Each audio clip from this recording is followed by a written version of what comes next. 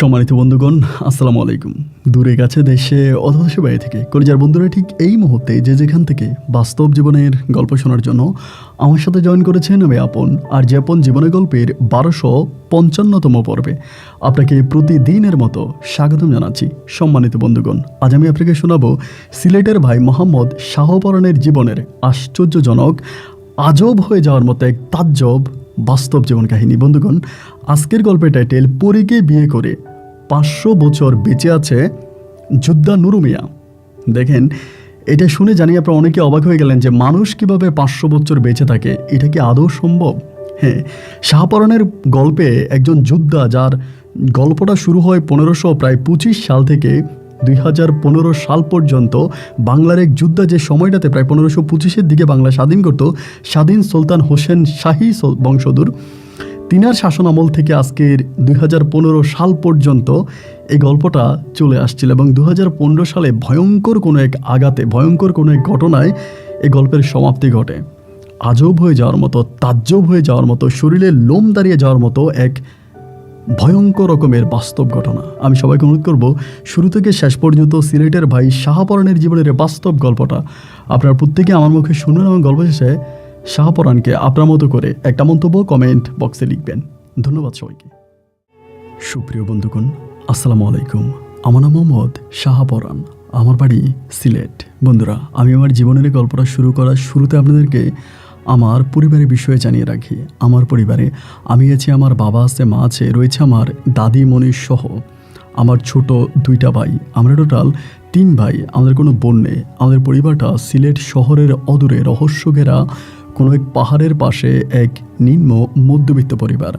আমার বাবা একজন মাজারের খাদেম। আমাদের বাড়ি থেকে মোটামুটি খানিকটা দূরে একটা পাহাড়ের উপরে অনেক বিশাল একটা বটগাছ আছে, যে বটগাছকে মানুষ বলে 1000 বৎসরী বটগাছ। ওই 1000 বৎসরী বটগাছের নিচে একটা ছোট্ট মাজার আছে। ওই মাজার পাহারা দেয় আমার বাবা।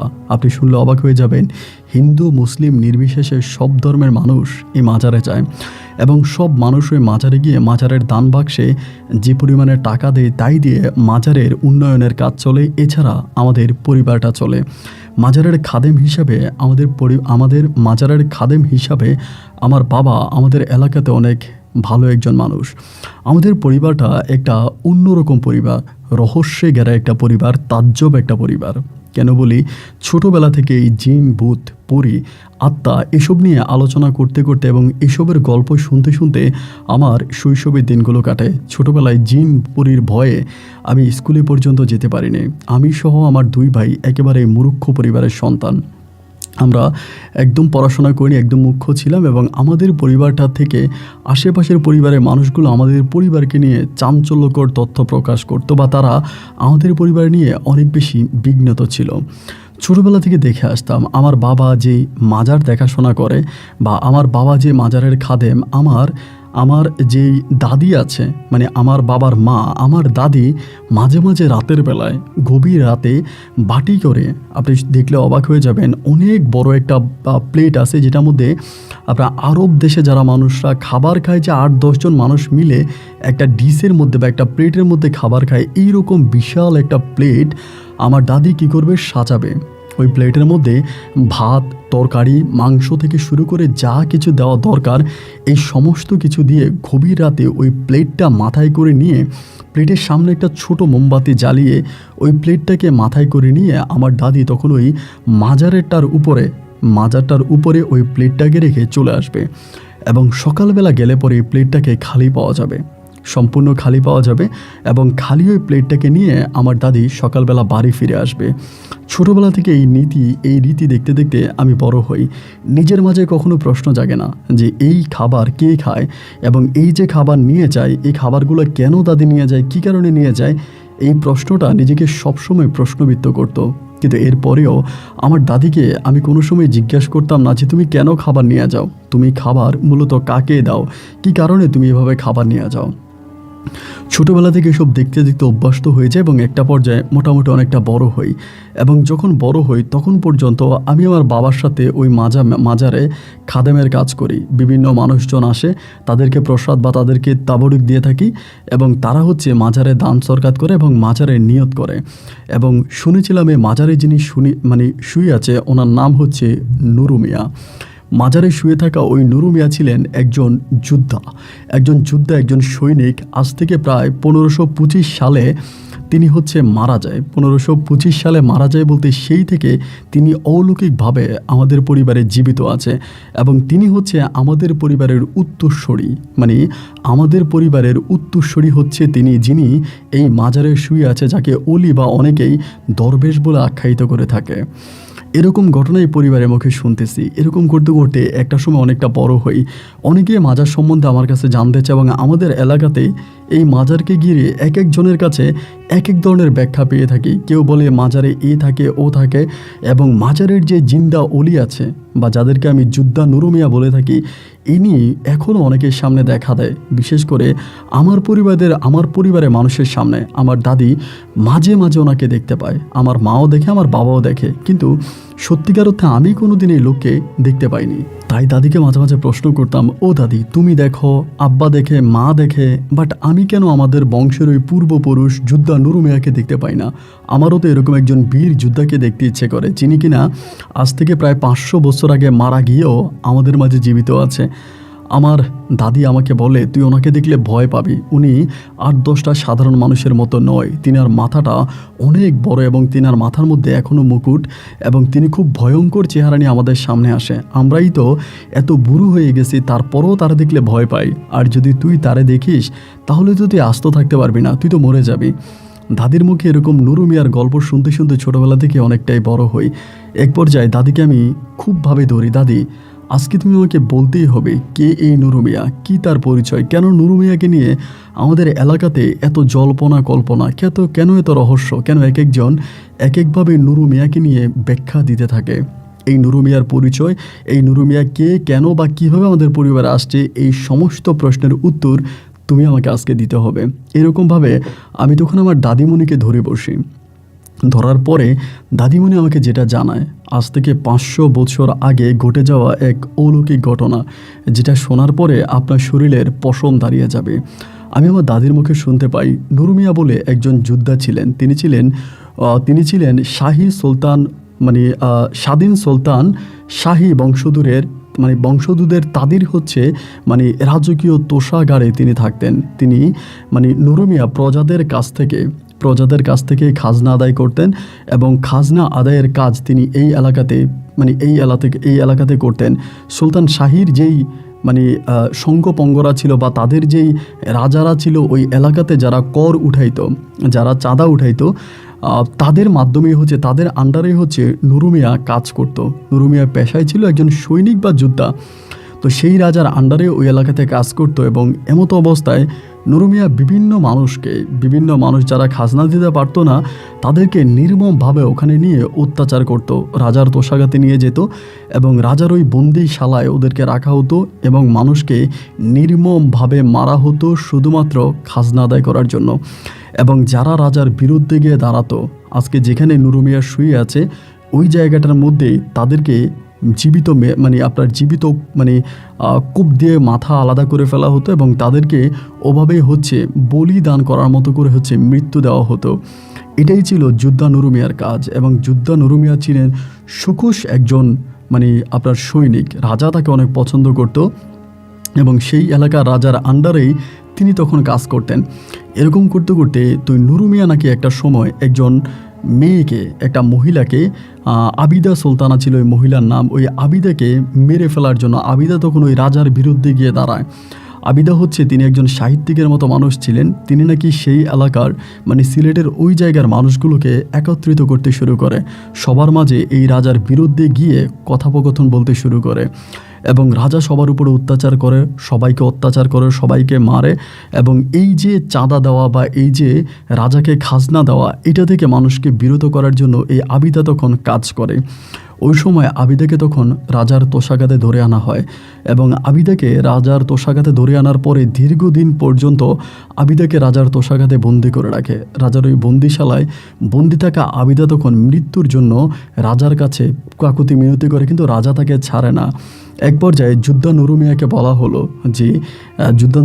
বলা হলো যে আজকে রাতের মধ্যে এই আবিদাকে মেরে ফেলার জন্য, তাকে মেরে ফেলার জন্য রাজা তখন আদেশ করলো যোদ্ধা নুরুমিয়া তখন রাতের ওই ঘুটঘুটে অন্ধকারে তাদের কয়েকজন সেনাপতিকে নিয়ে, তার কয়েকজন সেনা সদস্য যোদ্ধাকে নিয়ে তখনই আবিদাকে নিয়ে গেল ওই বটগাছের নিচে বলতে ওই জায়গাটার মধ্যে যেখানে হচ্ছে তিনি মানুষকে হত্যা করতে এবং হত্যা করে ওই পারে আপনার কূপের মতো একটা জায়গা ছিল। এটা পাহাড়ের উপর এবং পাহাড়ের নিচে ওই কুচি, যেটাকে আমরা বলি যে কয়েকটা পাহাড় মিলে যে একটা গর্ত থাকে, 4-5টা পাহাড় এবং মধ্যখানে গর্ত, ওই রকম একটা জায়গার মধ্যে তখন মানুষকে গর্দন আলাদা করে ওখানে ফেলে দেওয়া হতো। সে সময় হচ্ছে সেখানে ওই আবিদাকে আমাদের বংশীয় ওই নুরুমিয়া তখন দাঁড় করায় এবং দাঁড় করার পর আবিদাকে তখন বলা হয় যে তোমাকে এখন তোমার শরীর থেকে মাথা আলাদা করে আমি তোমাকে এখন হত্যা করব, তোমাকে আমি এখন মেরে ফেলবো। এই কথা বলার পরে আবিদা তখন অপলক দৃষ্টিতে নুরুমিয়ার মুখের দিকে তাকিয়ে থাকে নাকি, এবং তাকিয়ে থেকে নুরুমিয়াকে বলে আমাকে যদি মেরে ফেলো, আমাকে যদি হত্যা করো, আমি যদি মরে যাই, এতে তো তোমার কোনো কিছু পূরণ হবে না। হয়তো তুমি রাজার কাছে ভালো থাকবা বা যেমনটি তুমি আছো, আমাকে মেরে ফেললেও তুমি রাজার কাছে যতটা ভালো থাকবা, আমাকে না মেরে ফেললেও তুমি রাজার কাছে ঠিক ততটাই ভালো থাকবা। তোমার কোনো পরিবর্তন কিন্তু হবে না। কিন্তু যোদ্ধা নুরুমিয়া, তুমি যদি আমাকে না মারো তবে আমি তোমাকে একটা প্রস্তাব দিতে পারি। তুমি যদি আমার এই প্রস্তাব রাখো, তুমি যদি আমার এই প্রস্তাবে রাজি হও, তাহলে নুরুমিয়া তুমি তোমার বংশীয় মানুষের কাছে এমন সম্মান পাবা এবং আমি তোমাকে এমন একটা জিনিস উপহার দিব যেটাতে তোমার ভবিষ্যৎ অনেক সুখের হবে, যেটা তোমার ওই দুঃসাহসী রাজা কখনোই দিতে পারবে না। যোদ্ধা নুরুমিয়া তখন আবিদাকে বলল, ঠিক আছে, তুমি আমাকে বলো কি এমন উপহার তুমি আমাকে দিবা, যে উপহার দিলে পরে আমি তোমাকে মৃত্যু থেকে বাঁচিয়ে দিব। যদি উপহার আমার মনোনীত হয়, যদি উপহার আমার পছন্দ হয়, তাহলে আমি কথা দিলাম আমি তোমাকে হত্যা করব না, আমি তোমাকে বাঁচিয়ে রাখবো। এই কথা বলার পরেই আবিদা তখন বলল, তুমি আমাকে 2 দিন সময় দাও, এই 2 দিনের মধ্যে আমি আমার বান্ধবীর সাথে আলোচনা করব। আমার একজন বান্ধবী আছে, আমি ওর সাথে আলোচনা করব এবং আলোচনা করার পরে 2 দিন পরে আমি তোমাকে একটা প্রস্তাব দিব, একটা সুখবর দিব, একটা অফার দিব। তুমি যদি আমার প্রস্তাবে রাজি হও তাহলে তো ভালো, আমাকে মারবা না। আর যদি তুমি আমার প্রস্তাবে রাজি না হও যোদ্ধা নুরুমিয়া, তখন তুমি আমাকে মেরে ফেলো। আমার ওই যোদ্ধা নাকি তখন হাসতে হাসতে বলেছিল যে তুই আমাকে ফাঁদে ফেলার চেষ্টা করতেছিস, তুই আমাকে ফাঁদে ফেলবি, আমি তোকে চিনি না, তুই 2 দিনের মাঝে একটা চালাকি তৈরি করবি, একটা বুদ্ধি তৈরি করবি এবং তুই এখান থেকে পালাবি। রাজার আদেশ তোকে মেরে ফেলা, আমি তোকে এখানেই মেরে ফেলবো। তখনই আবিদা নাকি যোদ্ধার পায়ে ধরে বলে, ঠিক আছে, আমাকে একটা কাজ করো, আমাকে তুমি এমন কোথাও লুকিয়ে রাখো যেখানে রাজা আমাকে পাবে না, শুধু তুমি ছাড়া কোনো সৈন্য সমান্ত জানবে না আমি কোথায় আছি, আমাকে এই রকম একটা জায়গার মধ্যে তুমি লুকিয়ে রাখো। এই কথা বলার পরেই যোদ্ধা নুরুমিয়া তখন বলল যে পাহাড়ের ওই কুচির মধ্যে আমি তোমাকে লুকিয়ে রাখবো, একটা বিশাল পাথরের সঙ্গে আমি তোমাকে ঢিল মেরে ওই পাথরের সঙ্গে বেঁধে রাখবো, তুমি এখান থেকে যেতে পারবা না, আমি তোমাকে ওখানে লুকিয়ে রাখবো। তুমি কি আমার প্রস্তাবে রাজি আছো? যদি 2 দিন যাবৎ তুমি আমাকে সত্যি এমন কিছু আমাকে দিতে পারো তাহলে আমি তোমাকে ওখানে লুকিয়ে রাখবো। এই কথা বলার পরে আবিদা বলল, হ্যাঁ ঠিক আছে, তো তুমি আমাকে 2 দিন বাঁচিয়ে রাখো। এর মাঝেই তখন তাকে পাহাড়ের নিচে নেওয়া হলো। নেওয়ার পরে ওইখানে একটা বিশাল পাথরের সঙ্গে তখন আবিদাকে বেঁধে ফেলা হলো। বিশাল পাথরের সঙ্গে আবিদাকে বাঁধা হলো এবং বাঁধার পরে আবিদাকে বলা হলো, আমি আজকে চলে যাচ্ছি, আমি আবারও আসবো এবং আসলে আমি তোমার জন্য খাবার নিয়ে আসবো এবং তোমার ওই প্রস্তাবের জন্য আমি অপেক্ষা করছি। যোদ্ধা নুরুমিয়া তখন চলে যায় এবং পরের দিনে রাত পুড়িয়ে সকাল হওয়ার পরে এর পরের বিকালবেলা নুরুমিয়া তখন তার সৈন্য সামন্ত ছাড়া একাই ছদ্মবেশে ওই পাহাড়ের কুচির মধ্যে আসে। আসার পরে আবিদা সুলতানা তখন খুব ক্ষুধার্ত অবস্থায় ছিল। নুরুমিয়া তাকে খাবার দিল এবং সে খাবার খেয়ে নুরুমিয়াকে বলল, আমি তোমাকে একটা প্রস্তাব দিব, আমার এই প্রস্তাব যদি তুমি মানো, আমার এই প্রস্তাব যদি তুমি রাখো তাহলে তোমার ভবিষ্যৎ অনেক সুন্দর হবে। তুমি তোমার পরবর্তী জন্মের প্রায় 500 বছর 1000 বছর পর্যন্ত তুমি তোমার মানুষের কাছে বেঁচে থাকবা। তোমার পরের জন্ম, তোমার বংশের যারা আসবে, তুমি তাদের কাছে আমৃত্যু হয়ে থাকবা। ওই সময় নাকি নুরুমিয়া বলল যে ঠিক আছে, তাহলে আমাকে এই প্রস্তাব যদি তুমি দাও আমি তোমাকে মারবো না, আমি তোমাকে ছেড়ে দিব। কিভাবে এটা করতে হবে, তখন সে বলল, আমার একটা বান্ধবী আছে, এবং আমার এই বান্ধবীটা একটা পরী। আমি ওই পরীর সঙ্গে তোমাকে মিলিত করে দিব, তুমি ওই পরীর সঙ্গে কথা বলবা এবং ওই পরী আমাকে নিয়ে চলে যাবে। আমি ওই পরীর সঙ্গে চলে যাব, পরী আমাকে সাথে করে নিবে এবং নিয়ে গেলে পরে পরী তোমাকে বিয়ে করবে এবং পরী তোমাকে বিয়ে করবে, পরী তোমার সাথে থাকবে এবং এই পরী তোমাকে তোমার বংশীয় মানুষের কাছে, তোমার পরজন্মের কাছে তোমাকে বাঁচিয়ে রাখবে। এটা শোনার পরে যোদ্ধা নুরু মিয়া তখন একটু অবাক হয়ে গেল, চোখ মুখ বড় করে বলল, এটাও কি সম্ভব? এটা কিভাবে সম্ভব? তখন বলল, ঠিক আছে, তুমি আসো, আজকে রাতে আমার বান্ধবীর সাথে তোমাকে পরিচয় করিয়ে দিব, তবে সাবধান, তোমাকে একাই আসতে হবে। তুমি যদি একা না আসো তাহলে আমার বান্ধবী তোমার সামনে আসবে না। তো এখানে একটা বিষয় বলে রাখা ভালো, সে সময় তো যারা এই জিনিসগুলোকে খুব বেশি বিশ্বাস করতো ওই সময়টাতে, ওই সমাজটাতে জিন, ভূত, পরী এগুলোর প্রতি মানুষের অগাধ বিশ্বাস ছিল। মানুষ কবিরাজকে বিশ্বাস করতো, ডাক্তারকে বিশ্বাস করতো না। প্রতিটা মানুষের শরীর বন্ধের তাবিজ ছিল। এবং নুরু মিয়া যে ওইখানে আপনার সুলতানাকে আবিদা সুলতানাকে বেঁধে রাখে, সেই সময় পর্যন্ত নুরু মিয়া ওই জায়গাটা শক্ত করে বেঁধে দেয় যাতে কোনো অলৌকিক শক্তি আবিদাকে সেই পাথর থেকে ছুটিয়ে নিতে না পারে। কারণ তখন তারা জিনে, পরীতে এবং ভূতে বিশ্বাসী ছিল। সবার হাতে হাতেই শরীর বন্ধের তাবিজ ছিল, তাবিজে বিশ্বাসী মানুষ ছিল ওই সময়টাতে। একটা পর্যায়ে রাতের ওই গুটগুটি অন্ধকারে যোদ্ধা নুরু মিয়া তখন এই আবিদার কাছে আসে এবং আবিদার কাছে এসে আবিদাকে বলার পরে নাকি আবিদা তাকে বলে, আমার হাতের বাঁধন ছেড়ে দাও, আমি যাব না এখান থেকে। হাতের বাঁধন ছেড়ে দেওয়ার পরে পাহাড়ের ওই চূড়ার মধ্যে, পাহাড়ের ওই ঢালুর মধ্যে পাথরের উপরে আবিদা তখন বসে। আবিদা বসার পরে নাকি মুহূর্তের মধ্যে আবিদার পাশে অলৌকিকভাবে একটা পরী এসে বসে, যে কিনা যার ডানাগুলো মনে হয় যেন আকাশে লেগে আছে এবং যে কিনা একটা সাদা কাপড় পরিহিত অবস্থায় আছে, দেখতে অলৌকিক রকমের সুন্দর। এটাকে দেখার পরে নুরু মিয়া তখন অবাক হয়ে পরীর দিকে তাকিয়ে আছে। আবিদা বলে, এটা আমার বান্ধবী তোমাকে অনেক বৎসর ধরে পছন্দ করে, আমার বান্ধবীর পছন্দের পুরুষ তুমি। বহু বৎসর ধরে আমার বান্ধবী তোমাকে পছন্দ করে আসছে, কারণ তুমি একজন যোদ্ধা, তোমার ওই যুদ্ধত শরীর আমার বান্ধবীর পছন্দ। আমার বান্ধবী তোমাকে বিয়ে করবে, আমার বান্ধবী তোমার সাথে সংসার করবে এবং আমার বান্ধবীর অলৌকিক ক্ষমতায় এর পরের তোমার প্রজন্মের কাছে তুমি বেঁচে থাকবা। এইটা বলার পরে ওই সময় নাকি যোদ্ধা নুরু মিয়া আবিদার প্রস্তাবে রাজি হয়। তবে আবিদাকে এটা বলে যে, তুমি যদি এই রাজ্যে থাকো তাহলে রাজা আমাকে মেরে ফেলবে, আমি যদি তোমাকে নাও মারি রাজা তার অন্য সৈন্য সামন্ত দিয়ে তোমাকে মেরে ফেলবে। তখনই আবিদা বলে, আমি এখানে থাকবো না, আমি আমার বান্ধবীর সাথে চলে যাব, আমার বান্ধবী আমাকে অন্য কোথাও নিয়ে রাখবে, কিন্তু আমার বান্ধবী তোমার সাথে থাকবে, তুমি যে কোনো সময় চাইলে আমার বান্ধবীর সাথে দেখা করতে পারো। ওই প্রস্তাবে রাজি হয়ে নুরু মিয়া নাকি সেদিন আবিদাকে ছেড়ে দেয়, তার বান্ধবীর হাতে তুলে দেয় এবং তার বান্ধবীর হাতে তুলে দিলে পরে তার বান্ধবী ওই পরীটা আবিদাকে নিয়ে চলে যায়। এরপর থেকে প্রতিনিয়তই ওই নুরু মিয়ার সঙ্গে ওই পরীটা দেখা হয় এবং এইটা যে শুধু নুরু মিয়ার সাথে দেখা হতো, শুধু নুরু মিয়া দেখতো, বিষয়টা এরকম না। একটা পর্যায়ে ওই এলাকার অনেক মানুষ এই জিনিসটা দেখতে পায়, নুরু মিয়ার সাথে পরীটার সম্পর্ক এবং পরীটার সাথে নুরু মিয়ার সম্পর্ক খুব গভীরভাবে আস্তে আস্তে করে গড়ে ওঠে।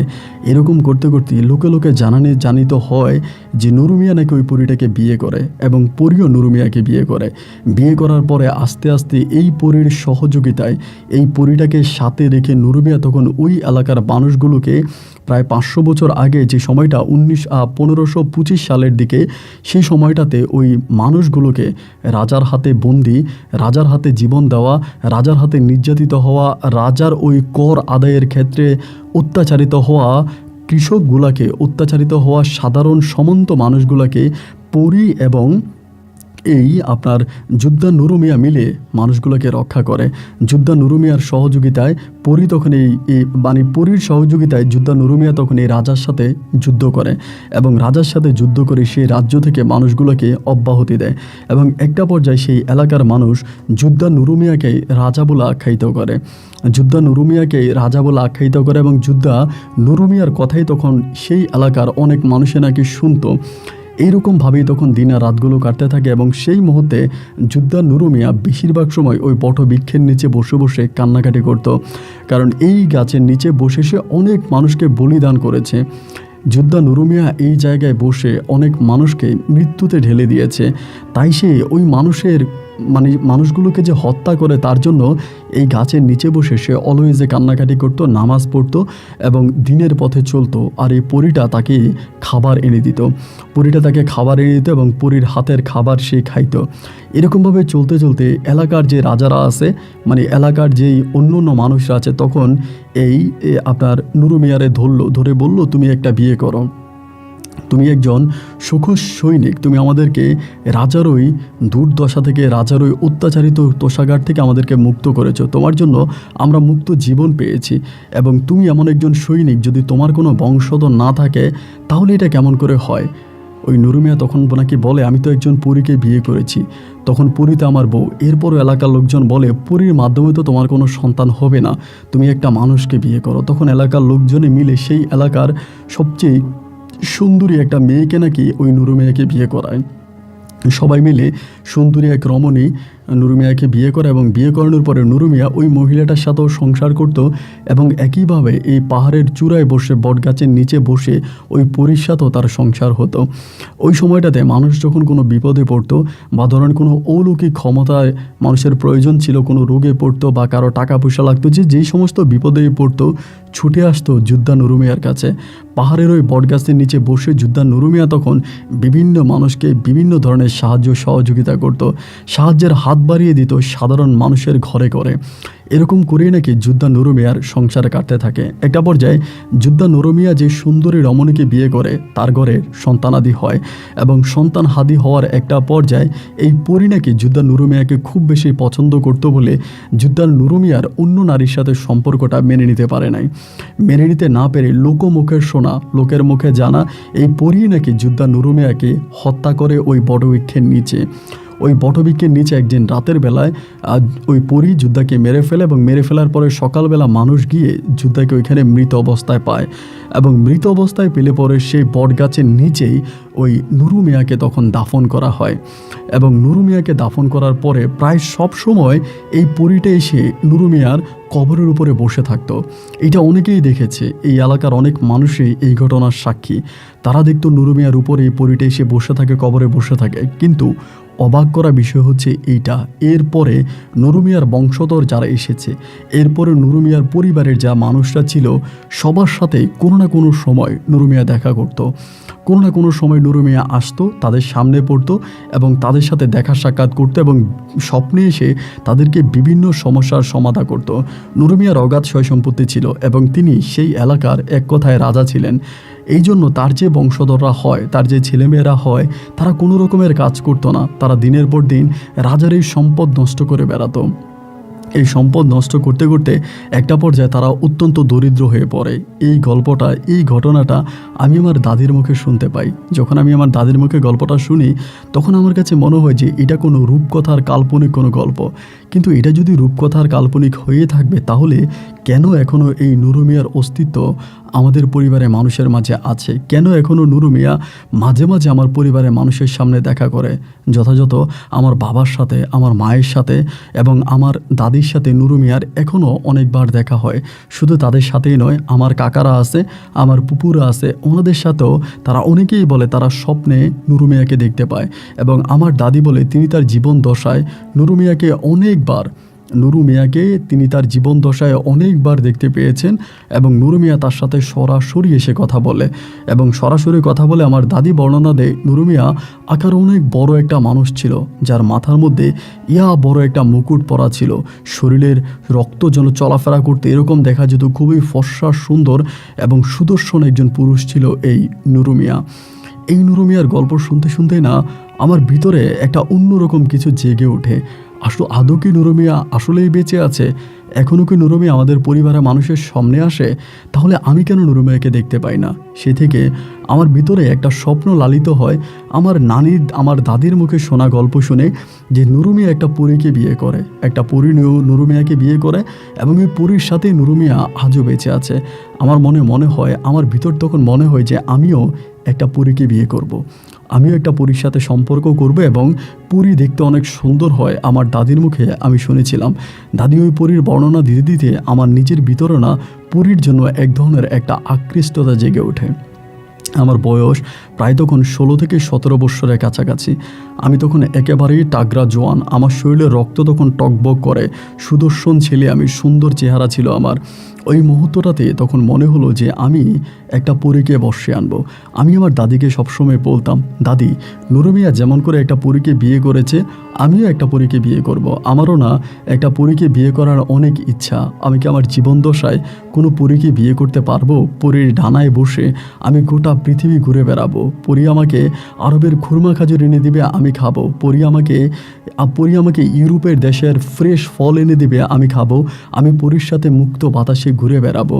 এরকম অনেক কথাই আমি তখন আমার দাদিকে বলতাম। দাদি এসব শুনে মুচকি হেসে বলতো, এটা সহজ না। নুরু মিয়ার মতো সৈনিক, নুরু মিয়ার মতো এরকম মানুষ হওয়া বড় কঠিন। নুরু মিয়া একাই ওই রাজ্য থেকে রাজাকে মেরে প্রজাদেরকে মুক্ত করে। নুরু মিয়ার মতো মানুষ এখন আর হয় না, এইটা কখনোই সম্ভব না। এরপরেও আমার নিজের মাথার মধ্যে ঘুরতে থাকে যে যেভাবেই হোক, যে করেই হোক, আমি এই নুরু মিয়াকে আমি একটা পরীকে বর্ষে আনবো এবং একটা পরীকে আমি বিয়ে করব। আমার জীবন দশায় আমি একটা পরীর সঙ্গে কাটাবো। এরকম স্বপ্নে আমি তখন বিভোর থাকি। এই স্বপ্ন দেখতে দেখতে আমার সকাল বিকাল আর রাত কাটে। এরকম করতে করতে আমি মোটামুটি বড় হবার পরে আমাদের এলাকাতে সে সময় একজন নামকরা কবিরাজ ছিল, যার নাম ছিল আসাদ কবিরাজ। এবং আসাদ কবিরাজও আমার এই নুরু মিয়ার কবরের কাছে এসে বেশিরভাগ সময় বসে থাকতো। এবং মাঝে মাঝে এটাও দেখতাম তিনি নুরু মিয়ার কবরে এসে সেজদা দিত, ওখানে তিনি নামাজ পর্যন্ত পড়তো।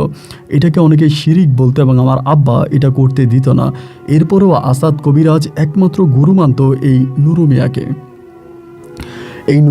গুরু মানত এবং তিনি বলতো তিনার যত সাধ্য সাধনা আছে তিনি নুরু মিয়ার কবরের কাছে বসেই, নুরু মিয়ার এখানে বসেই তিনি এগুলো সাধন করেছে। এবং এখনও কেউ যদি তার গুরুর নাম জিজ্ঞেস করে, তিনি অকপটে স্বীকার করে নুরু মিয়াই হচ্ছে তার গুরু। এবং নুরু মিয়াই থেকে তিনি এই অলৌকিক ক্ষমতা তিনি দখল করেছে, এটাই তিনি সবার কাছে বলে আসতো। যাই হোক, তারপরেও আমরা ওই আসাদ কবিরাজকে সবাই মানতাম, মাঝে মাঝে আসাদ কবিরাজের কাছে যেতাম। এরকম করতে করতে ওই সময়টাতে আমি বেশিরভাগ সময় আসাদ কবিরাজের বাড়িতে বসে থাকি। যেহেতু আমি নুরু মিয়ার পরিবারের একজন সদস্য বা নুরু মিয়ার বংশধর, এজন্য আসাদ কবিরাজও ওনার কাছে গেলে তিনি আমাকে ভালোভাবে দেখতেন, আমার কথা শুনতেন এবং আমার সাথে তারও একটা ভাট গডুইল সম্পর্ক ছিল। তো একদিন তিনি আমাকে বলে যে কি ব্যাপার শাহপরাণ, তুমি কেন বেশিরভাগ সময় এখানে এসে বসে থাকো? তুমি তো আগে এরকম এখানে বসে থাকতা না, আগে তো এখানে আসতা না, তোমাকে ডাকলেও পাওয়া যেত না, প্রয়োজন ছাড়া তুমি কারোর সাথেই কোনো কথা বলতা না, কিন্তু এখন বেশিরভাগ সময় তোমাকে দেখতে পাই যে তুমি এখানে এসে বসে থাকো। এখানে এসে বসে থাকার কারণটা কি, তুমি কি আমাকে বলতে পারো? আমি তখন অপলক দৃষ্টিতে ওই আপনার আসাদ কবিরাজের মুখের দিকে তাকিয়ে থাকি, থেকে ওনাকে বলি যে আমার একটা ইচ্ছা আছে, আমার একটা স্বপ্ন আছে, যেটা শুনলে হয়তো সবার মতো করে আপনিও হাসবেন, আপনারও হাসি পাবে। উনি বলে, না, আমি হাসবো না, আমার হাসি পাবে না, তুমি আমাকে বলো তুমি কি বলতে চাও। আমি তখন বললাম যে আসাদ কাকা, আমি শুনেছিলাম আপনার গুরু, আপনার শিষ্য নাকি হচ্ছে আপনার গুরু হচ্ছে একমাত্র নুরু মিয়া। আপনি নুরু মিয়ার কাছ থেকে সব কিছু শিখেছেন, কিন্তু নুরু মিয়া তো মারা গেছে আজ থেকে বহু বছর আগে, এবং নুরু মিয়া মারা গেছে এই নিয়ে অনেকের মাঝে অনেক কথাবার্তা আছে। আপনি তো মাত্র কিছু বছর আগে পৃথিবীতে, আপনি কত বছর আপনার বয়স, সেই বয়সে আপনি কি নুরু মিয়াকে দেখেছেন? উনি বলে, আমি নুরু মিয়াকে অনেকবার দেখেছি। নুরু মিয়া তার বংশধর মানুষ ছাড়া অন্য কারো সামনে সরাসরি আসে না, তিনি সরাসরি আসে না, শুধুমাত্র যারা তার বংশধর, যারা তার বংশীয় মানুষ, তাদের সামনেই তিনি সরাসরি আসে। আমি তখন বললাম, তাহলে আপনি কেন ওনার কাছ থেকে এগুলো শিখেছেন? বলে, আমি ওনার কাছ থেকে অনেক কিছু শিখে, তিনি আমার গুরু। উনি আমাকে বলে, তাহলে তোমার প্রশ্নটা কি? তোমার প্রশ্নটা আমাকে করো। আমি তখন বললাম, কাকা, আমার প্রশ্নটা একটু অন্যরকম, আপনি হাসবেন না তাহলে আমি বলি। বলে, ঠিক আছে, হাসবো না, বলো। আমি বললাম, আমার প্রশ্ন হচ্ছে এইটা যে আমি কি একটা পরীকে বিয়ে করতে পারি? নুরু মিয়া যেরকম একটা পরীর সাথে সম্পর্ক করেছে, নুরু মিয়া যেরকম একটা পরীকে ভালোবেসেছে, নুরু মিয়া একটা পরীর সাথে তার জীবন কাটিয়েছে, আমি কি পারবো একটা পরীকে বিয়ে করতে? আমি একটা পরীকে বিয়ে করতে চাই এবং পরীর ডানায় বসে আমি পুরো পৃথিবী চড়ে বেড়াতে চাই। আমার স্বপ্ন, আমি নুরু মিয়ার মতো করে একটা পরীকে বিয়ে করব। আসাদ কবিরাজ যে একমাত্র ব্যক্তি, তখন এই কথাটা শুনে তিনি কোনো হাসি দিলেন না এবং তিনি অবাকও হলেন না। তিনি শুধু অপলক দৃষ্টিতে আমার মুখের দিকে তাকিয়েছিলেন। আমার দিকে তাকিয়ে থেকে তিনি বললেন, আমি তোমার কথায় খুব তোমার কথা শুনে আমি খুব খুশি হলাম। ভুলে যাচ্ছ কেন? তোমার শরীরে তো নুরু মিয়ার রক্ত, তোমার শরীরে তো নুরু মিয়ার রক্ত, তুমি তো নুরু মিয়ার বংশেরই মানুষ। যেটা নুরু মিয়া পারছে এটা তুমি পারবা না তা কী করে হয়? অবশ্যই তুমি পারবা। তবে এই সাধনা করার জন্য, এটা পাওয়ার জন্য তোমাকে অনেক ত্যাগ স্বীকার করতে হবে, যেটা করা হয়তো তোমার পক্ষে সম্ভব নয়। আমি তখন আসাদ কবিরাজের মুখের দিকে তাকিয়ে বললাম, আপনি আমাকে যেটা করতে বলেন, আপনি আমাকে যা করতে বলেন আমি তাই করব। আমি সমস্ত রকমের যুদ্ধ করার জন্য প্রস্তুত আছি, কিন্তু আমার জীবনের একটাই ইচ্ছা, আমি একটা পরীকে বিয়ে করব। আমি ওই পরীটার সাথে আমার জীবনের বাকি সময়টা কাটাতে চাই। এর জন্য যা করতে হয়, যেটা করতে হয় আমি সেটাই করব। আপনি মেহেরবানি করে আমাকে বলেন আমাকে কি করতে হবে। ওই আসাদ কবিরাজ তখন আমার মুখের দিকে তাকিয়ে থেকে বলে, তুমি আজকে চলে যাও। তোমার প্রথম কাজ হচ্ছে, এই যে তুমি আমার সাথে এটা আলোচনা করেছো, এইটা কাউকে বলতে পারবা না। এটা তোমার প্রথম কাজ, এটা তোমার প্রথম স্টেপ। এটা যদি তুমি পালন করো, এটা যদি তুমি মানতে পারো, এরপর আমি তোমাকে দ্বিতীয় ধাপের কথা বলবো। আমি বললাম, এটা কোনো কথা হলো? আমি কারো কাছেই বলবো না, আমি কাউকেই বলবো না যে আমি আপনার সাথে এই বিষয় নিয়ে আলোচনা করেছি। আর আরেকটা কথা হচ্ছে, আমি আলোচনা আপনার সাথে এই বিষয় নিয়ে করলে তো সবাই হাসবে, আমার এই কথাটাকে তো কেউ কোনো মূল্যায়ন করবে না, আমার এই কথাটাকে তো কেউ কোনো মানবে না। সবাই এটাকে হাসি তামেশা এইটা ভেবেই নিয়ে যাবে। তো আমি শুধু আপনাকে বলতে চাই যে আমি এটা কারো কাছ থেকে বলবো না, আপনি এই বিশ্বাস রাখেন। উনি বলে, ঠিক আছে, এটা তোমার প্রথম ধাপ, দেখা যাক কী হয়, তুমি চলে যাও। এর ঠিক 3 দিন পরে তুমি আমার সাথে দেখা করবা। সেদিন আমি চলে যাই এবং 3 দিন পর্যন্ত এই বিষয়টা নিয়ে আমি কারোর সাথে আলোচনা করি না। সেই সময়টাই পর্যন্ত কিন্তু একইভাবে চলতেছিল। মাঝে মাঝে রাতের বেলায় আমার দাদি প্লেটে করে খাবার নিয়ে ওই নুরু মিয়ার কবরের উপরে দিয়ে আসতো এবং আমার বাবা নুরু মিয়ার কবরকে মাজার বানিয়ে মানুষের কাছ থেকে টাকা পয়সা নিয়ে আমাদের পরিবার চালাতো। এরকমভাবেই তখন আমাদের জীবন কাটতে থাকে। ঠিক 3 দিন পরে আমি তখন নুরু মিয়ার কাছে যাই এবং আমি তখন 3 দিন পরে এই আসাদ কবিরাজের বাড়িতে যাই।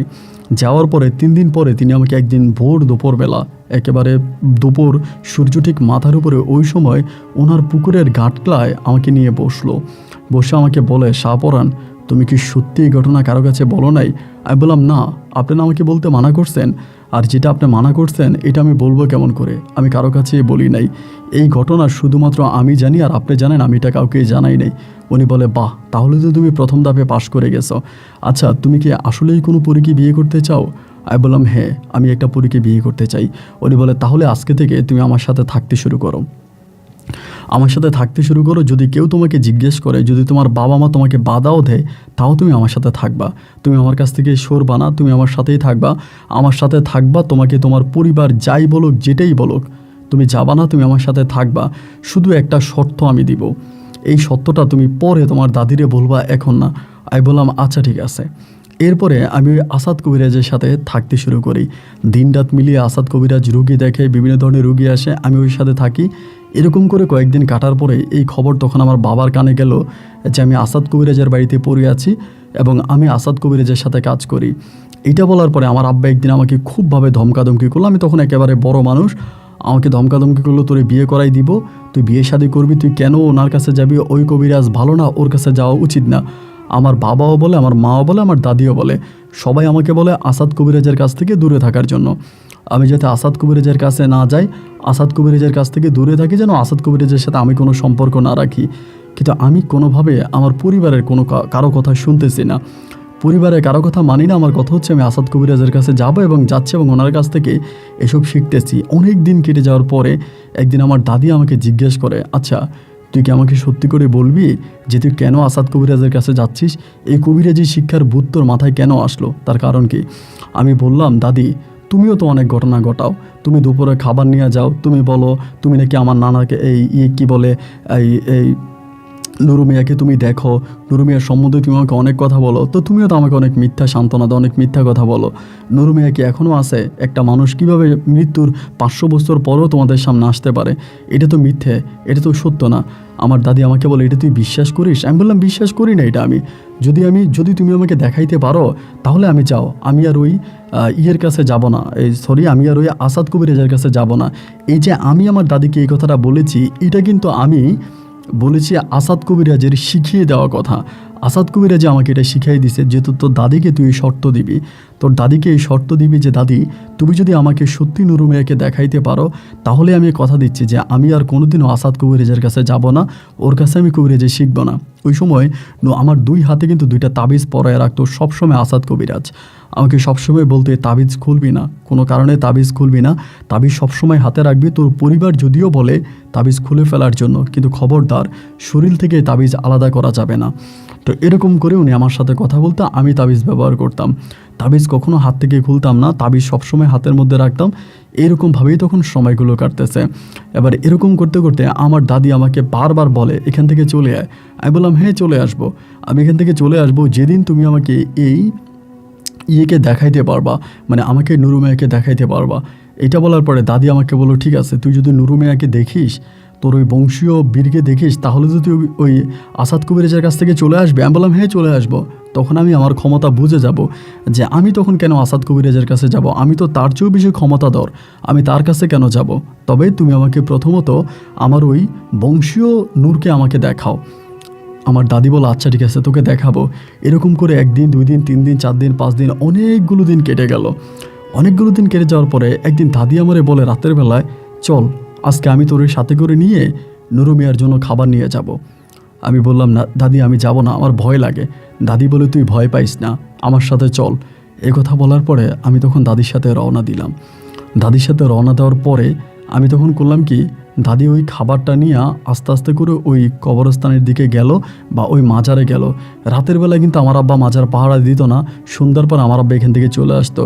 রাতের বেলায় শুধু দাদি গিয়ে মাজারের উপরে বা ওই কবরের উপরে খাবারের প্লেটটা রেখে চলে আসতো। অলৌকিকভাবে সকালবেলা গেলে ওখানে কোনো খাবার পাওয়া যেত না। তো খাবারটা দিয়ে আমার দাদি চলে আসতেছে। যখন চলে আসতেছে আমি দাদিরে বললাম ও দাদি তুমি না বললা আজকে আমার নুরু মিয়ারে দেখাইবা, এবং নুরু মিয়াকে দেখানোর জন্য তুমি আমাকে সাথে করে নিয়ে আসলা, কই আমি তো কোনো নুরু মিয়াকে দেখতে পাচ্ছি না, কোথায় নুরু মিয়া? তুমি যে বললা আমাকে নুরু মিয়াকে দেখাবা, তাহলে এই নুরু মিয়া কোথায়? আমার দাদি বলে তুই দেখিস নাই? আমি বললাম যে না আমি তো দেখি নাই। দাদি আমাকে বলে দেখবি? আমি বললাম হ্যাঁ দেখবো। বলে পিছনের দিকে তাকা, এবং পুরো শরীর নাড়িয়ে পুরো শরীর ঘুরিয়ে আমি যখনই পিছনের দিকে তাকাই আমি তখনই দেখতে পাই এই নুরু মিয়ার যে কবর আছে কবরস্থানের উপরে ওই প্লেট হাতে একটা লোক বসে আছে, যার দিকে তাকিয়ে আমার ভিতরে ভয় ঢুকে যায়। আপনারা যারা অনেকেই যুদ্ধের কোনো ছবি দেখেছেন অনেক বছর আগে, যারা রাজাদের আমলে যুদ্ধ করতো, সৈন্য সামন্তদের সাথে যুদ্ধ করতো, তাদের মাথায় যেরকম জ্বলতে থাকা একটা লোহার মুকুট ছিল, ঠিক এরকমভাবেই ওই লোকটার মাথায় একটা লোহার মুকুট আছে, এবং তিনি প্লেটটা হাতে নিয়ে বসে আছে, এবং তার শরীরের কাপড়গুলো অর্ধানগ্ন, মানে তিনি অর্ধেক পরিহিত কাপড় পরে বসে আছে। সে যখন আমাদের দিকে তাকালো, আমরা যখন তার দিকে তাকালাম, ওই মুহূর্তে আমি তখন সেখানেই জ্ঞান হারিয়ে ফেলি, আমি অজ্ঞান হয়ে যাই। এবং আমার যখন জ্ঞান ফিরে আসে আমি তখন দেখি আমি ঘরের মধ্যে শুয়ে আছি, আমি তখন একেবারে চুপচাপ, একদম চুপচাপ। তখন আমার দাদি আমাকে বলে তুই কি দেখেছিস? আমি বললাম দাদি আমি তো দেখেছি, কিন্তু এরকম ভয়ঙ্কর কেন ছিল ওনার চেহারা, এতটা ভয়ঙ্কর কেন ছিল? দাদি আমাকে বলে এখন তো তোর বিশ্বাস হলো যে তুই কোন বংশের লোক, তোর বংশের পূর্বপুরুষ কারা, এরপরেও কি তুই ওই কবিরাজের বাড়িতে যাবি, এরপরেও তুই আসাদ কবিরাজের শরণাপন্ন হবি? আমি বললাম না দাদি, আমি আজকের পর থেকে আর কখনই আসাদ কবিরাজের কাছে যাব না। আমি কেন যাব আসাদ কবিরাজের কাছে? আমরা তো আসাদ কবিরাজের চেয়েও আরও বেশি ক্ষমতাধর বংশের মানুষ, আমি যাব না আসাদ কবিরাজের কাছে। আমার দাদির কথা মতো আমি তখন আসাদ কবিরাজের কাছে যাওয়া সম্পূর্ণভাবে বন্ধ করে দেই। এরপর থেকে আমি আর আসাদ কবিরাজের কাছে যাই না, আমি আমার দাদির সাথেই থাকি। এভাবে 3 দিন 4 দিন 5 দিন আমি আসাদ কবিরাজ কিন্তু আমাকে শিখিয়ে দেয়, এগুলো কিন্তু সব আসাদ কবিরাজের সাথে শিখিয়ে দেওয়ার কথা। একদিন রাতের বেলায় আমার দাদির শরীরটা একটু অসুস্থ ছিল। দাদির শরীরটা অসুস্থ থাকার পরে আমি তখন আসাদ কবিরাজের বাড়িতে যাই। আসাদ কবিরাজের বাড়িতে যাওয়ার পরে আসাদ কবিরাজ তখন আমাকে বলল যে এখন তোর সেকেন্ড কাজটা অনেক ভয়ানক, আমাকে বলল। আমি বললাম সেকেন্ড স্টেপ যতই ভয়ানক হোক আমি করব। আমি কি একটা পরীকে বিয়ে করতে পারবো? আমার সাথে কি একটা পরীর সম্পর্ক হবে? বলে হ্যাঁ, তুই একটা পরীকে বিয়ে করতে পারবি, তোর একটা পরীর সাথে সম্পর্ক হবে, তবে আমার এই কাজটা যদি করতে পারিস। আমি বললাম হ্যাঁ করতে পারবো, কেন করতে পারবো না, অবশ্যই করতে পারবো। বলে এরপরের কাজটা হচ্ছে তুই তো দাদির সাথে আবারও যাবি ওই পাহাড়ের উপরে ওই নুরু মিয়ার কবরের কাছে নুরু মিয়ার জন্য খাবার নিয়ে যাবি, তবে যাওয়ার আগে তুই একটা কাজ করবি। আমি বললাম কী কাজ? উনি আমাকে বলে একটা ছোট্ট পাথর উনি আমাকে দিল, যে পাথরটা একেবারে রক্তবর্ণের। আমি তো অনেক পাথর আমার জীবনে দেখেছি, কিন্তু এই পাথরটা মনে হয় শরীরের রক্ত দিয়ে তৈরি করা, এবং মনে হয় যেন এটা একটা রক্তের ধলা বা রক্তের টুকরো, আদতে এটা একটা পাথর ছিল। উনি এই পাথরটা এনে আমার হাতে দিল, বললো এই পাথরটা তুই নিয়ে যাবি, যখন তোর দাদি খাবার নিয়ে যাবে মাথায় করে, তুই যেভাবে হোক ছলে বলে কৌশলে এই পাথরটা তোর দাদির ওই খাবারের মধ্যে ঢুকিয়ে দিবি। যে খাবার তোর দাদি মাথায় করে নিয়ে যায় ওই পাথরটা ওই খাবারের মধ্যে ঢুকিয়ে দিবি, এবং খাবারের মধ্যে ঢুকিয়ে দেওয়ার পরেই তোর কাজ শেষ। ওইখান থেকে ওইটা দিয়ে তুই চলে আসবি, বাকি কাজ আমি করব, বাকি কাজ আমি করব, এরপরে তোকে আর কিছু করতে হবে না, এটাই তোর কাজ। আমি বললাম যে আচ্ছা ঠিক আছে, এটা তো করা আমার জন্য কোনো বিষয় না, দাদি তো আমাকে সাথে করে মাঝে মাঝে নিয়ে যায়, প্রায় সবসময় নিয়ে যায়। দাদির সাথে যাওয়ার সময় আমি এই পাথরটা দাদির ওই খাবারের মধ্যে ঢুকিয়ে দিব, এরপরে দাদি ওই খাবার নিয়ে যাবে, আমার তো কোনো সমস্যা নেই। উনি বলে ঠিক আছে, তাহলে পারবি তো? আমি বললাম হ্যাঁ পারবো। এই কথা বলার পরেই হলো কি, এর পরে মানে এর 2 দিন পরে উনি আমাকে একদিন বিকালবেলা এনে আমাকে পাথরটা দেয়। পাথরটা ওই দিন দেয় না, ঠিক 2 দিন পরে। পাথরটার মধ্যে অনেকগুলো চুল পেঁচানো ছিল, অনেকগুলো লাল কালার, বিভিন্ন কালার, আঁশের মতো কিছু চুল পেঁচানো ছিল, এবং পাথরটা দেখতে একটু অলৌকিক রকম ছিল, মানে একটু অলৌকিক রকমের পাথর ছিল। এই পাথরটা তিনি তখন আমাকে দেয়, দিয়ে আমাকে বলে আজকে রাতে তোর দাদি খাবার নিয়ে যাবে, এবং খাবার নিয়ে যাওয়ার সময় এই পাথরটা তুই খাবারের মধ্যে ঢুকিয়ে দিবি, পারবি তো? পাথরটার সাইজটা ছিল ঠিক এরকম। আমি বললাম হ্যাঁ পারবো, আমার জন্য কোনো বিষয় না। এরপরে রাতের বেলা আমি এই পাথরটা পকেটে নিয়ে এসে দাদিরে বললাম, ও দাদি, আজকে খাবার নিয়ে যাওয়ার সময় আমি তোমার সাথে যাব। দাদিরে বলছে, দাদি আমারে বলে যাবি তো ভালো কথা, যাইস।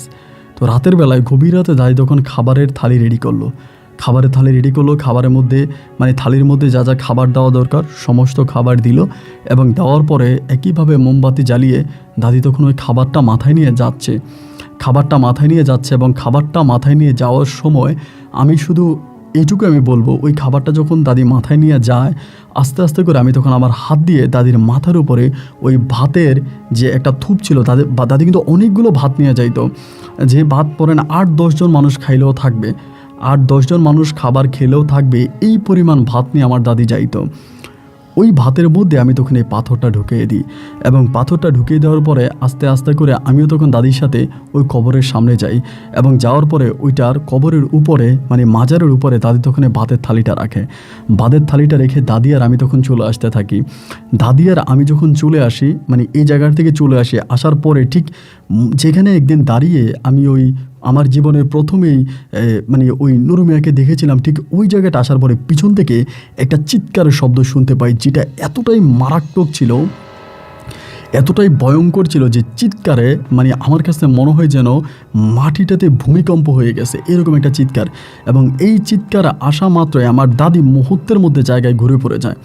দাদি পিছনের দিকে ফিরে তাকায়, আমি কিন্তু পিছনের দিকে ফিরে তাকাই না। চিৎকারটা দেওয়া মাত্রই আমি তখন সামনের দিকে দৌড় দেই। দাদি ওই জায়গা দিয়ে পিছনের দিকে ফিরে থাকে, এবং তাকিয়ে দাদি জায়গার মধ্যে জ্ঞান হারিয়ে ফেলে। আমি দেখলাম দাদি শুয়ে গেছে, আমি তখন দিছি দৌড় সামনের দিকে, এবং দৌড়াইতে আমার আব্বার কাছে আসছি। এসে আমার আব্বারে বললাম যে আব্বা এই ঘটনা, এরকম ঘটনা। দাদি তো ওই আমি যে পাথর দিছি এটা বলি নাই, বললাম দাদি যে খাবার দিছে, দাদি খাবার দেওয়ার পরে আসার সময় এরকম একটা চিৎকার হইলো, এবং চিৎকারের পরে দাদি ওখানে ঢুলে পড়ে গেছে। ওই মুহূর্তে আমার আব্বা তখন দৌড়িয়ে আসছে, এবং আসার পরে দাদিকে তখন দেখলো দাদি এখানে মানে অজ্ঞান অবস্থায় পড়ে আছে। এরপরে দাদিকে আমার আব্বা ধরলো, দাদিকে নিয়ে আব্বা তখন বাড়িতে আসলো, এবং বাড়িতে আসার পরে আমার দাদির চোখে মুখে পানি ঢাললো, এবং পানি ঢালার পরে কিছুক্ষণ পরে দাদির জ্ঞান ফিরে আসলো। এবং দাদির যখন জ্ঞান ফিরে আসলো, আমার আব্বা তখন দাদির সাথে কথা বলে। দাদি তখন কোনো প্রশ্নের জবাব দিতে পারে না, মানে কোনো কিছু বলে না, শুধু অলৌকিকভাবে তাকিয়ে আছে। মানে দেখে মনে হলো দাদি কারো কোনো কথা শুনতে পায় না, এবং কোনোভাবে দাদি কোনো কথা শোনে না। সবাই এটা ওইটা বলতেছে, মানে দাদি একরকম মানে কানে না শুনলে মানে আপনার প্যারালাইজড হয়ে গেলে যেরকম হয়ে যায় না, অনেকটা প্যারালাইসিসের রোগীর মতো হয়ে গেছে, আমাদের দিকে তাকিয়ে আছে। সকালবেলায় তখন দাদিকে কবিরাজের বাড়িতে নেওয়া হয়, ডাক্তারের কাছে নেওয়া হয়। ডাক্তারের কাছে নিলে পরেও ডাক্তারও আর আমার দাদিকে ভালো বলে না, বা তারাও অনেক চিকিৎসা দেয়। এবং এরপরে প্রায় 3 দিনের মাথায়, এই ঘটনার 3 দিনের মাথায় আমার দাদি মারা যায়। এখানে একটা জিনিস বলে রাখি, এর পরের দিন দাদিকে আমরা যেদিন ডাক্তারের কাছে নিয়ে যাই, এর পরের দিন মানে ওই দিন সকালবেলা আমার মা তখন ওই থালি আনার জন্য যায়, মাজারে থালি আনার জন্য যায়। এবং থালি আনার জন্য গেলে আমার মা বলে থালিটা নাকি পুড়ে গেছিলো। মায়ের মুখে শুনতে পাই যে ধরেন কাচের একটা থালি বা আপনি সিলভারের একটা জিনিস আগুনে পোড়াইলে যেরকম কালো হয়ে যায়, এরকম প্লেটটা নাকি কালো হয়ে গেছে। শুধু প্লেটটা কালো হয় নাই, প্লেটটা যে জায়গায় রাখা হয়েছে, প্লেটের 4-5টা মানে প্লেটের যে 4-5টা ছিল, ওই 4-5টাও প্রায় অনেকটাই আপনার মানে পুড়ে গেছে, মানে টাইলসটা পুড়ে গেছে, ঠিক এরকম একটা অবস্থা হয়ে গেছে, মানে জায়গাটা পুড়ে গেছে, কবরস্থানের মধ্যে জায়গাটা পুড়ে গেছে। এরপরে এই ঘটনা ঘটলো এবং 3 দিন পরে দাদি তখন মারা গেল এবং দাদির মৃত্যুতে আমরা সবাই তখন মানে মর্মাহত হলাম। এই ঘটনার পরে ওই মাজারে মানুষের যাতায়াত আরও বেড়ে গেল, আরও মানুষ মিলে ওই মাজারে যাচ্ছে এবং মাজারের প্রতি মানুষের ভক্তি শ্রদ্ধা আরও বেড়ে গেল যে অবশ্যই এখানে অলৌকিক কিছু আছে, তা নাহলে এরকম ঘটনা ঘটলো কেন। তো দাদি মারা গেল, দাদি মারা যাওয়ার পরে কিন্তু এই আসাদ কবিরাজের বাড়িতে কিন্তু আমি আর যাই নাই। আর এখানে একটা কথা বলে রাখা ভালো, আসাদ কবিরাজ কিন্তু এই ঘটনার পরে আমার দাদিকে কবর দিতেও আসে নাই, বা 3 দিন ধরে আমার দাদি হসপিটালে ছিল তিনি আমার দাদিকে দেখতেও আসে নাই। এবং আমার দাদি মারা যাওয়ার 3 দিন পরে আমরা তখন খাবার দেই, মানে 3 দিনের যে খাওয়ানো সেই খাওয়ান খাওয়াই, সেখানেও আসাদ কবিরাজ আসে নাই। আমার দাদির মৃত্যুর প্রায় 5 দিন পরে আমি তখন একদিন আসাদ কবিরাজের বাড়িতে যাই। গেলে পরে জানতে পারি উনি দীর্ঘ অনেক দিন ধরে ঘরের দরজা জানালা বন্ধ করে আছে, উনি ঘর থেকে বের হয় না। আমি ঘরের দরজায় গিয়ে ওনাকে বেশ কয়েকবার ডাক দিলাম, উনি কোনো শব্দ করে না। আমি বললাম খাওয়া দাওয়া, বলে খাওয়া দাওয়া জানালা দিয়ে দেই, খাওয়ার টাইম হলে জানালা দিয়ে হাত বাড়ায়, খাবার দেয়, খায়, আবার জানালা বন্ধ করে দেয়।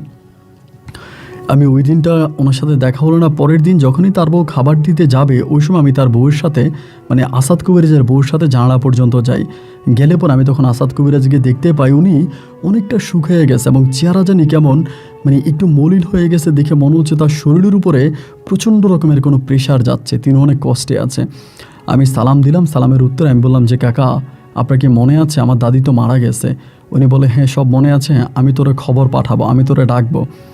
এই কথা বলে তিনি আমাকে ডাকবে বলল। 1 দিন 2 দিন 3 দিন 4 দিন কেটে যায়, উনি আমাকে আর ডাকে না। এবং একটা পর্যায়ে দেখা গেল ওনার বাড়িতে রুগীর সংখ্যা বাড়তে থাকে এবং রুগীর সংখ্যা বাড়তে থাকে এবং বাড়তে বাড়তে একটা পর্যায়ে এরকম হয়ে গেল যে ওনার বাড়িতে রুগী জায়গা দেওয়া যায় না। সে সময়টাতে উনি রুগী দেখা নিয়ে ব্যস্ত, আমার সাথে কথা বলার মতো সময় তার হাতে নাই। আমি তার সাথে কথা বলার জন্য চেষ্টা করি, আমি তার সাথে কথা বলতে ট্রাই করি, কিন্তু উনি আর আমার সাথে কোনো কথা বলে না। আমি যতই বলি আমি আপনার সাথে কথা বলবো, আপনি আমার সাথে কথা বলেন না, উনি আর আমার সাথে কোনো কথা বলেই না। যতই যা হোক যেটাই হোক উনি আর আমার সাথে কথা বলতে রাজি হয় না। আমি তখন ওনাকে অনেকভাবে বলি আপনি আমার সাথে কথা বলেন, আমার সাথে কথা বললে কি হবে, আপনি আমার সাথে কথা বলেন। উনি আমার সাথে কথা বলে না এবং কথা বলার মানে আমার সাথে যখন উনি কথা বলে না, এরপরে আমি তখন এই ঘটনাটা আমার আব্বার কাছে জানাই দেই। এবং ঠিক যেদিন আমি আব্বার কাছে জানাই দিই আমার শুধু এতটুকুই মনে আছে যে আসাদ কবিরাজ আমার সাথে এটা করছে। ওই মাজারে গিয়ে আমি আব্বুকে এটা বলি এবং শুধু আব্বুকে এটা বলছি, এইটুকুই আমার মনে আছে। এরপরের কোনো স্মৃতি কিন্তু আমার মনে নাই। এবং এইটা আপনার 2002 সালের ঘটনা, মানে 2002 সালের ঘটনা। মানে আমি আমার আব্বাকে এটা বলে দিছি যে আব্বা এরকম এরকম ঘটনা। এবং এইটা বলার পরে এই 2002 সাল থেকে আমার আর মানে কোনো স্মৃতি বা কোনো মেমোরি মনে নেই। আব্বুকে এটা বলছে এবং বলার পরে কত বছর, সেই 2002 থেকে আমি 2015-র দিকে মানে আমার বয়স প্রায় আপনার দিকে, ওই সময়টাতে আস্তে আস্তে আস্তে আস্তে করে আমি একটু করে আমি ঠিক হতে থাকি, মানে অনেকটা ভালো হই। এবং 2015 সালের দিকে আমি আস্তে আস্তে করে সাল তারিখ বা মানুষ টানুষ আস্তে আস্তে করে চিনতে পারি। তখন আমি জানতে পারি প্রায় 2015 সাল সেই মুহূর্তে চলতেছে। তো 2002 সাল থেকে প্রায় 2015 সাল পর্যন্ত আমার কোনো স্মৃতি মনে ছিল না। এই 13 বছরে আমাদের জীবনে মানে আমার জীবনে কী ঘটেছে বা 13 বছরের কোনো মেমোরিজ, কোনো স্মৃতি, কোনো কিছু আমার মনে নেই। 13 বছরের কোনো স্মৃতি আমার মনে নেই। এবং 13 বছর পরে এই মাজারটাও কিন্তু ওই সময় আর থাকে না। এটা অনেকেই ভেঙে দেয় বা অনেক লোকজনে ভেঙে দেখে নিয়ে হিন্দু মুসলিম এবং একটা পর্যায়ে দেখা যেত যে সব ধর্মীয় মানুষ ওখানে আসতো এবং সব ধর্মের মানুষ ওখানে বসতো এবং সবাই এখানে বসে গল্প গুজব করতো বা অনেক নাস্তিকদের কাজকর্ম ওখানে হতো। এবং একটা পর্যায়ে এলাকার যে স্থায়ী প্রশাসন ছিল তারা নাকি এটা একটা সময় ভেঙে দেয়। এটা আমি ভালো হওয়ার পরে জানতে পারি। এবং এও আমি জানতে পারি আমি যেদিন এটা বলে দেই আমার আব্বাকে, আমি বলে দিই এবং আব্বাকে আমি এটা বলে দেওয়ার 1 সপ্তাহের মাথায় এই আব্বার সাথে এই আসাদ কবিরাজের অনেক ঝামেলা হয়, অনেক দ্বিধাদ্বন্দ্ব হয়, অনেক ঝামেলা হয়। অনেক ঝামেলার একটা পর্যায়ে আসাদ কবিরাজ মারা যায়। মানে এই আমি পাগল হওয়ার কিছুদিন পরে আসাদ কবিরাজ তখন মারা যায় এবং ওই ঘরের মধ্যে অলৌকিকভাবে ওনার মৃত্যু ঘটে। উনি মারা যায় এবং উনি মারা যাওয়ার পরে অনেকেই বলে ওনার বাড়িতে নাকি ওনাকে যেখানে কবর দেওয়া হয় ওই কবরের স্থান থেকে নাকি প্রচণ্ড রকমের চিৎকারের শব্দ পাওয়া যায়। অনেকে বলে রাতের বেলায় উনি নাকি নাস্তিকদের মতো কাজ করতো, উনি নাকি বিধর্মী কাজ করতো এবং তিনি নাকি অনেক ধরনের কুফুরির সাথে জড়িত ছিল এবং শেষে এসে তিনি অনেক কুফুরি টুফুরি করেছে এবং যার জন্য তিনাকে জিনেরা মেরে ফেলেছে এবং রাতের বেলায় তার উপরে এরকম নির্যাতনের জন্য উনি কবর থেকে চিৎকার করে এরকম কথা লোকেরা লোকে অনেক মানুষও বলতো। তাই আসাদ কবিরাজ মারা গেল এবং মারা যাওয়ার পরে আমার ভিতর তখন বারবার এই প্রশ্নটা জাগে যে তাহলে আমার যেই নুরু মিয়া কি তাহলে কোথায় আছে? আদৌ কি নুরু মিয়া বেঁচে আছে? আদৌ কি নুরু মিয়া কারো মাঝে আছে? অলওয়েজে এই জিনিসগুলো, এই কথাগুলো আমার মাঝে জাগতে থাকে। আমার মা এখনও বেঁচে আছে, আমার মায়ের সাথে আমি এখনও এটা শেয়ার করে মাকে এখনও বলি। মা আমাকে এখনও বলে যে তুই বড় অন্যায় করেছিস, তুই বড় অপরাধ করেছিস, এর শাস্তি তুই পেয়েছিস এবং অলৌকিকভাবে তোকে আল্লাহ শাস্তি দিয়েছে, এটা তুই ভালো করিসনি, এটা তুই অনেক বড় অন্যায় করেছিস। এগুলো আমার মা আমাকে বলে। আমি ভালো হয়ে গেলাম এবং সুস্থ হয়ে গেলাম, কিন্তু এই পর্যন্ত আমি এখনও এই নুরু মিয়ার কবরের ওই যে আপনার আছে, আপনার বটগাছ আছে, বটগাছের নিচে আমি এখনও বসে থাকি। এখনও আমি ওখানে বসে থাকি দিন রাত মিলিয়ে। আমার একটাই স্বপ্ন, আমি নুরু মিয়া যদি একবার আমি তাকে দেখতে পাই, অলৌকিকভাবে হলেও যাতে আমি তাকে দেখতে পাই। তো এরপরে আমার পুপুরা আছে, কাকারা আছে, অনেকেই নুরু মিয়াকে দেখেছে, কিন্তু আমার দাদির ওই ঘটনার পরে আমার দাদির মৃত্যুর পরে এরপর থেকে নুরু মিয়াকে কেউ আর দেখতে পায়নি, নুরু মিয়াকে কেউ আর দেখেনি। অনেকেই বলে যে নুরু মিয়াকে নাকি আসাদ কবিরাজ বন্দি করার চেষ্টা করেছে এবং বন্দি করতে গিয়ে আসাদ কবিরাজ নিজেই মারা গেছে, এরকম কথাও অনেকেই বলে। আবার অনেকেই বলি করে নুরু মিয়ার আত্মা সম্ভবত পৃথিবীতে ঘোরাফেরা করতো এবং নুরু মিয়ার আত্মা সম্ভবত আবারও আকাশে চলে গেছে। এই ধরনের লোকে এক একজন এক এক ধরনের কথাবার্তা বলে, কিন্তু ওই ঘটনার পরে 2002 সালের পর থেকে নুরু মিয়াকে আর আমার বংশীয় কোনো মানুষরা দেখতে পায়নি। আমার ছোট 2 ভাই আছে, তারা বিয়ে শাদী করেছে, তাদের সন্তানাদিকেও তারা প্রায় বড় করে ফেলেছে, তাদের সন্তানাদি অনেকটা বড় হয়ে গেছে, তাদেরকেও বিয়ে শাদী দেওয়ার সময় হয়েছে। কিন্তু আমি আমার জীবনে আর কারোর সাথে জড়ালাম না, আমি আমার জীবনে আর কাউকে বিয়ে করলাম না এবং আমি আমার জীবনে শূন্যশীর মতোই জীবনটা কাটিয়ে দিলাম। এখন প্রায় জীবনের শেষ বয়সে এসেছি, এখন আর কোনো কিছুই ভালো লাগে না, মনে হয় যেন মরতে পারলে বাঁচি।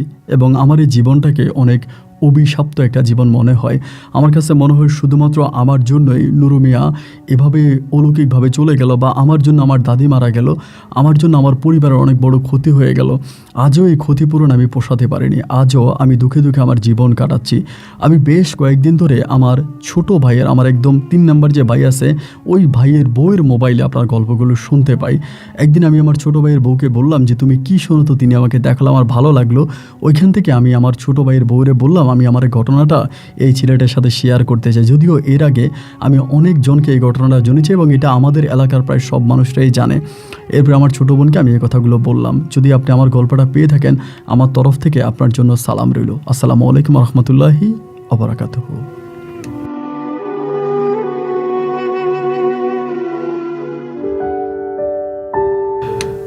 বন্ধুগণ, সবাইকে অসম্ভব ধন্যবাদ এই পর্যন্ত আমার সাথে থেকে সিলেটের ভাই শাহা পরাণের জীবনের এই ভয়ঙ্কর রকমের বাস্তব গল্পটা শোনার জন্য। দেখেন, আমিও এই গল্পটা যখন পড়েছিলাম আমার কাছে নিজের কাছে অনেকটা অবাক লেগেছে এবং বলতে গেলে সম্পূর্ণ অবিশ্বাসী হয়েছে যে এইটা আসলে কিভাবে হতে পারে বা এটা কিভাবে সম্ভব।